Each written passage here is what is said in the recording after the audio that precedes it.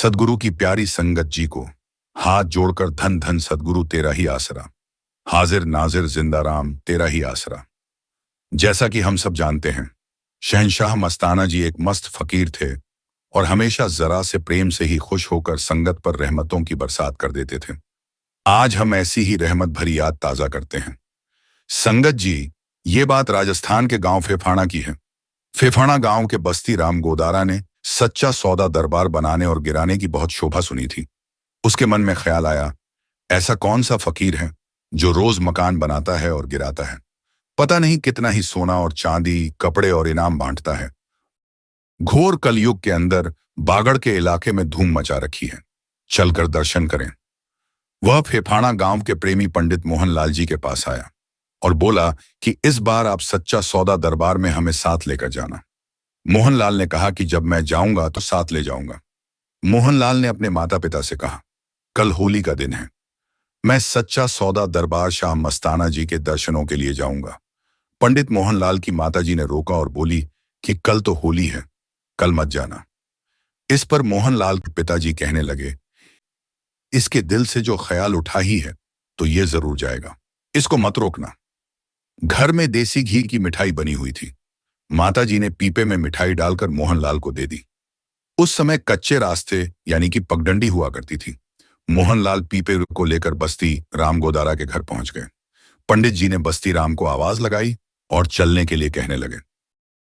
बस्ती राम बाहर आए और बोले कि आज घर वालों ने मना कर दिया है, होली है इसलिए नहीं जा सकते। पंडित जी बोले ठीक है। फिर अगली शाम वो गांव फेफाना से सच्चा सौदा दरबार के लिए चल पड़े। उनके दिल में ख्याल आया कि शाहनशाह मस्ताना शाह बलूचिस्तान जी, मैं आपके दर्शनों के लिए आ रहा हूं। रात का समय है, दया करना, रास्ते के अंदर मेरे को कोई चीज न मिले और ना ही किसी किस्म की आवाज मेरे को आए। ये फरियाद करके पंडित मोहनलाल चल दिए। पंडित जी फेफाना से गुड़िया खेड़ा पहुंचे।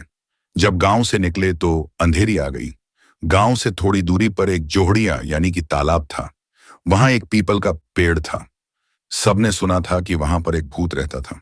अंधेरी तेज आने के कारण मोहनलाल को पीपल के नीचे कुछ देर रुकना पड़ा, लेकिन उसके नजदीक वह भूत नहीं आया। न ही दिल में कोई ख्याल आया, कोई डर नहीं लगा और ना ही कोई परेशानी हुई। अंधेरी कुछ कम हुई तो पंडित मोहनलाल वहां से चल दिए। रंगड़ी गांव पहुंच गए। वहां से 3 नाले निकलते थे। एक नाला सच्चा सौदा दरबार को जाता था, एक नाला सिरसा की तरफ और एक गांव की तरफ जाता था।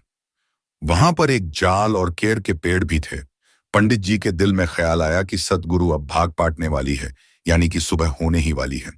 अब मेरे को कई जानवरों की आवाजें सुनाई देंगी। मेरा ख्याल है कि पहले आपके दर्शन हों। अंतर्यामी मौज शाह मस्ताना जी मोहनलाल के प्यार और तड़प को देखते हुए केर के पास आकर खड़े हो गए और अपने पवित्र हाथों से डंगोरी केर पर मारने लगे। जब मोहनलाल नजदीक पहुंचा, उसको लाठी मारने की आवाज सुनाई दी। मोहनलाल ने देखा शाह मस्ताना जी लंबा कोट पहने हुए खड़े हैं। पंडित जी ने पीपा वही छोड़ दिया और हाथ जोड़कर धन धन सतगुरु का नारा लगाया। शाह मस्ताना जी फरमाने लगे, पुटर तू चल, हम आ रहे हैं। मोहनलाल चल पड़ा। शाह मस्ताना जी फरमाने लगे, इस पीपे में क्या है? पंडित जी ने बताया कि संगत के लिए मिठाई लाया हूं। शाहनशाह जी ने फरमाया कि इस पीपे को उठाकर डेरे ले चलो। मोहनलाल ने पीछे हटकर पीपा उठा लिया और सच्चा सौदा दरबार की ओर चल दिया। मोहनलाल ने थोड़ी दूर जाकर देखा तो शाह मस्ताना जी पीछे वहीं कैर के पास खड़े थे। मोहनलाल जब सच्चा सौदा दरबार पहुंचा तो देखा कि शाह मस्ताना जी संगत के साथ सामने से आ रहे हैं। जब मोहनलाल नजदीक पहुंचा तो शाह मस्ताना जी फरमाने लगे, मैनेजर, मोहनलाल से पीपा लेकर अंदर रखो। अंतर्यामी मौज शाह मस्ताना जी मोहनलाल से कहने लगे, पुत्र तेरा ख्याल पूरा हुआ, जो सोचा था वैसे ही तुम डेरे आ गए। लेकिन बूढ़ी बाड़ी है, आगे के लिए दुख न देना। तेरे को हम फेफाना से अपने साथ लेकर आए हैं। ये सुनते ही सबके होश उड़ गए। सबने अपनी आंखों से शहंशाह मस्ताना जी को मौज लुटाते देखा। मस्ताना जी ऐसे ही अपनी संगत को तसल्ली देते और उनको फरमाते रहे कि हे सद्गुरु, मुझे 2 बातें चाहिए। पहले बात, एक तो तेरा स्वरूप मुझसे कभी अलग ना होवे। दूसरा, तेरा भरोसा मरते दम तक बना रहे।